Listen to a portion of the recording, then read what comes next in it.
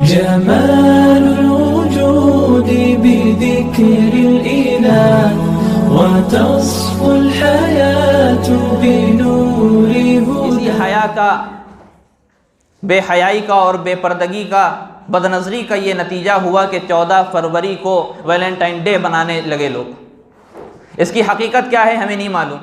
हमारा नौजवान साथी बड़ी ही इंतहाई माजरत के साथ 14 फरवरी को पार्कों को आबाद कर रहे होते हैं, गार्डन को आबाद कर रहे होते हैं। इसकी हकीकत क्या है उनको नहीं मालूम। हया के ताल्लुक़ से अल्लाह के रसूल सल्लल्लाहु अलैहि वसल्लम ने क्या फरमाया नहीं मालूम। बहुत सी बातें कही गई हैं वैलेंटाइन डे के ताल्लुक़ से। मशहूर जो बात है उसको जो है मुख्तसरन अर्ज़ कर देना मुनासिब समझता हूँ कि तीसरी सदी ईस्वी में एक ईसाई पादरी था जिसका नाम वैलेंटाइन था।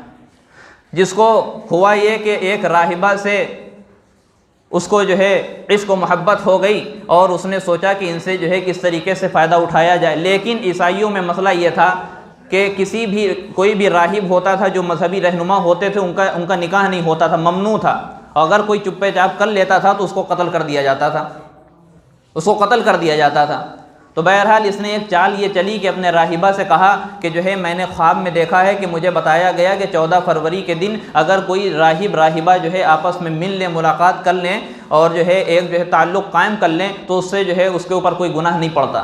बहरहाल ये ख्वाब उसने झूठा बताया तो उस राहिबा ने भी उसका साथ दिया, पूरे तरीके से साथ दिया। जब लोगों को पता चला तो हुआ वही कि जो सबका होता था उसको उन दोनों को कत्ल कर दिया गया।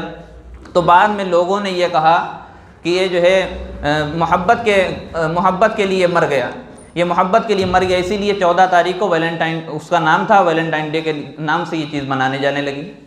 अब लोगों को इसका पूरा जो है पीछे का जो बैकग्राउंड है उस चीज़ के बारे में मालूमात नहीं है। और अगर हम कह रहे हैं मालूमात भी है तो इस चीज़ की मनाने की क्या ज़रूरत है। जिस चीज़ में हया को जो है एक ईमान का शोबा करार दिया गया है, जिस चीज़ में बताया कि इस्लाम में बताया गया है कि जो है औरत का सबसे बड़ा जेवर उसका पर्दा है, तो उसको क्या ज़रूरत है अलग अलग जगह जाने की। इस्लाम तालीम देता है कि जब भी बच्चे बालिग हो जाएं तो उनको निकाह कर दिया करो ताकि वो गलत रास्ते को नहीं इख्तियार करें, गलत रास्ते को इख्तियार ना करें। अगर कोई शख्स गलत रास्ते को इख्तियार करता है तो उसको तो गुनाह होगा ही, साथ में उनके वालिदैन को भी होगा, जिसकी वजह से वो जो है अपने जायज़ ख्वाहिशात को जायज़ जगह जो है पूरी नहीं कर पा रहा, हलाल जगह पूरी नहीं कर पा रहा है। तो ये एक बहुत बड़ी नहूसत है जो हमारे मुआशरे में फैल रही है और बहुत तेज़ी के साथ फैल रही है। इसमें हमारा जो फ़र्ज़ होना चाहिए वो हमारी ज़िम्मेदारी ये होना चाहिए थी कि हम इन चीज़ों को रोकें, हम लोगों को रोकें, हम लोगों को बताएं, बेपर्दगी के नुकसानात बताएं और पर्दे के फ़वाइद बताएं। शरीयत मुतहरा ने पर्दे के फ़वाइद को, बेपर्दगी के नुकसानात को सामने रख कर पर्दे का हुक्म नाजिल किया है। और तजुर्बा भी शाहिद है इस चीज़ का कि जो है पर्दे से दीनी और दुनियावी फ़ायदे हैं और बेपर्दगी से बेशुमार नुकसानात हैं। लोगों को बताया जाना चाहिए, गैर को बताया जाना चाहिए कि अगर पर्दा होगा तो भयानक जराइम से हिफाजत होगी, अगर पर्दा होगा तो फितने फसाद का दरवाज़ा बंद होगा, फवाहिशात, बदकारी, जिनाकारी का दरवाज़ा बंद होगा। अगर पर्दा होगा तो पाक दामन ख़वातीन का चेहरा औबाश और बदकार लोगों की नज़रों से महफूज रहेगा। अगर पर्दा होगा तो पाक दामन ख़वातीन का चेहरा इन लोगों की नज़रों से महफूज रहेगा और उन्हीं पाक दामन ख़वातीन का हसब व नसब पर किसी किस्म का दाग धब्बा नहीं आएगा। अगर पर्दा होगा तो मर्द व औरत के अक्ल पर, उनके दिमाग पर, उनके दिल पर शैतान का किसी तरह का वसवसा नहीं होगा। अगर पर्दा होगा तो शरीयत के हुक्म पर अमल होगा। अगर पर्दा होगा तो अल्लाह ताला के अहकाम पर पाबंदी होगी। और अगर पर्दा होगा तो रसूल पाक अलैहिस्सलातु वस्सलाम ने जो हुक्म और जो तरगीबात फरमाई हदीस पाक में उस पर अमल होगा। ये लोगों को बताना चाहिए, हमें बताना चाहिए कि बेपर्दगी से भयानक जराइम का दरवाज़ा खुलता है। हमें बताना चाहिए कि बेपर्दगी से मुआशरे और ख़ानदान की बुनियादों को हिला कर रख देती है। बेपर्दगी से जो है ज़िनाकारी, बदकारी, इस तरह की तमाम बीमारियां आम होती हैं जिसकी ज़िंदा मिसाल यूरोप अक़वाम में मौजूद है कि हर साल बेशुमार औरतें नाजायज़ और हराम बच्चों को जन्म देती हैं। बेपर्दगी से शर्म व हया जाती रहती है, बेपर्दगी से दिल की पाकीज़गी ख़त्म हो जाती है, बेपर्दगी से औरतों और मर्दों के दिलों में बुरे वसाविस और गंदे ख़यालात पैदा होते हैं। नीज़ सबसे बढ़कर शरीयत इस्लामिया का हुक्म टूटता है, खुदा और उसका रसूल नाराज़ होता है। अगर आज हमने इस्लाम को यूँ प्रमोट किया होता, अगर आज हमने इस्लाम को यूँ पहचान कराई होती इस्लाम की, अगर आज हमने इस्लाम की शक्ल इस तरीके से पेश की होती, अगर आज हमने इस्लाम की सूरत इस तरीके से लोगों के सामने पेश होती, तो जो कर्नाटक में आज मामला पेश आ रहा है वो ना आता।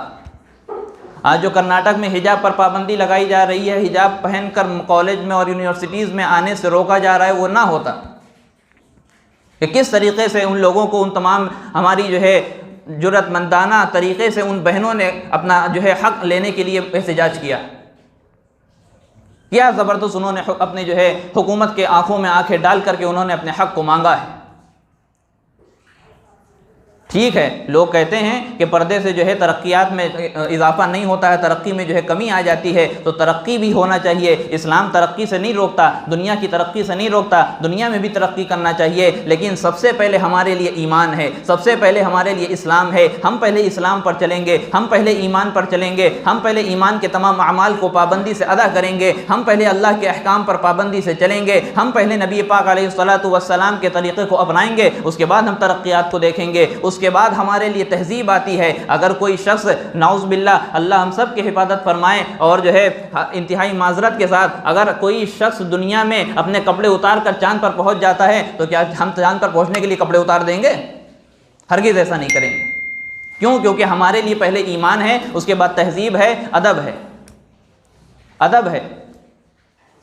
अगर हम बाअदब होंगे तो हम बानसीब होंगे, जिसके जैसे कहा जाता है कि बाअदब बानसीब, बेअदब बेनसीब। तो पहले हम जो है ईमान को रखेंगे, उसके बाद तहजीब को रखेंगे, उसके बाद तरक्की को देखेंगे। और तरक्की में भी एक चीज़ शर्त है, तरक्की में भी एक चीज़ शर्त है। अगर तरक्की दुनिया और आखिरत दोनों जगह की हो रही है तब तो दुनिया की तरक्की फ़ायदेमंद है, लेकिन अगर दुनिया की तरक्की के साथ आखिरत का नुकसान हो रहा है तो ये तरक्की कल हमारे लिए वबाल बनकर खड़ी होगी और अल्लाह के यहाँ हमको जवाब देना होगा। तो हमारे लिए ज़रूरी है कि बेहयाई से बचें और अपने बच्चों पर नज़र रखें। तो ख़ास तौर से 14 फरवरी जो हमारे सामने आने वाली है, जो है एक तरह के गुनाह का दिन हम कहते हैं, एक जो बेहयाई का दिन है। बेहयाई को इसमें आम किया जाता है, प्रोमोट किया जाता है। हम बेड़ा उठा लें, हम झंडा उठा लें, हम नियत कर लें, हम अज़्म मुसम्मम कर लें कि इंशाअल्लाह इस बार हम जो है इतने निकाह करवाएंगे, इंशाअल्लाह इस बार हम इतने निकाह करवाएंगे। हमने निकाह को महंगा कर दिया, इसीलिए ज़िना जो है सस्ता हो गया है। अगर हम निकाह को सस्ता कर लेंगे तो ज़िना महंगा हो जाएगा, ज़िना कोई नहीं करेगा, निकाह आम हो जाएगा, निकाह आम हो जाएगा। निकाह किस तरीके से महंगा हुआ? आज हमने दो बातें हम सोचते हैं निकाह करने के सिलसिले में। एक तो ये कि निकाह करने में, शादी करने में लाखों का खर्चा आता है, गलत बात है। दूसरा ये सोचते हैं कि जब हम निकाह करके किसी लड़की को अपने घर में लाएंगे, उसको खिलाएंगे कहाँ से? पहले का जवाब यह है कि शादी सिर्फ 6 चीज़ों का नाम है, 7वीं चीज़ कुछ नहीं है। पहला, उसमें से 2 फ़र्ज़ हैं। पहला फ़र्ज़ जो शादी 6 चीज़ों का नाम है, उनमें से 2 फ़र्ज़ों में से पहला फ़र्ज़ जो है वो ईजाब और कबूल का होना है। जो एक काजी साहब पूछते हैं कि क्या आपको कबूल है, और सामने से जो है दुल्हा कहता है कि हाँ मुझे कबूल है, इसको कहते हैं ईजाब व कबूल। दूसरी चीज़ जो फ़र्ज़ है वो कम से कम 2 मुसलमान गवाह का होना। तीसरी चीज़ जो वाजिब है वो अहलिया का, बीवी का हक़ महर अदा करना है। और चौथी चीज़ जो सुन्नत है, 3 सुन्नतों में से पहली सुन्नत वो निकाह से पहले खुतबा पढ़ना, दूसरी सुन्नत निकाह के बाद छुआरे उछाल कर तकसीम करना, और तीसरी और आखिरी सुन्नत हम सब के लिए, चाहे वो लड़की वाले हों चाहे वो लड़के वाले हों, सबकी तरफ से ये कि जो है अपनी हैसियत के मुताबिक फजूल खर्ची से बचते हुए वलीमा करना, ये है निकाह। और दूसरी टेंशन जो होती है कि हमारे घर में जब एक लड़की आ जाएगी उसको हम खिलाएंगे कहाँ से, पहनाएंगे कहाँ से, उड़ाएंगे कहाँ से, उसको जो है रहने के लिए जगह कहाँ से देंगे। तो इस बात को भी खूब समझ लीजिए। अगर कोई लड़की आती है तो अपना नसीब ले करके आती है अल्लाह के पास से। अगर कोई लड़की आती है तो अपनी किस्मत का,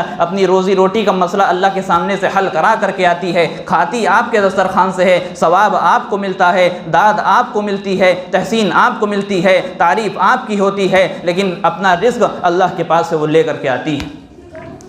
अल्लाह ताला हम सबको कहने सुनने से ज़्यादा अमल की तौफ़ीक़ अता फ़रमाए। आमीन व आखिरु दावाना अनिल हम्दुलिल्लाहि रब्बिल आलमीन। वीडियो अगर अच्छी लगी हो तो लाइक करें, शेयर करें और चैनल को सब्सक्राइब करना ना भूलें, और साथ ही साथ बेल आइकन को प्रेस करें ताकि नई वीडियो की नोटिफिकेशन आपको मिलती रहे।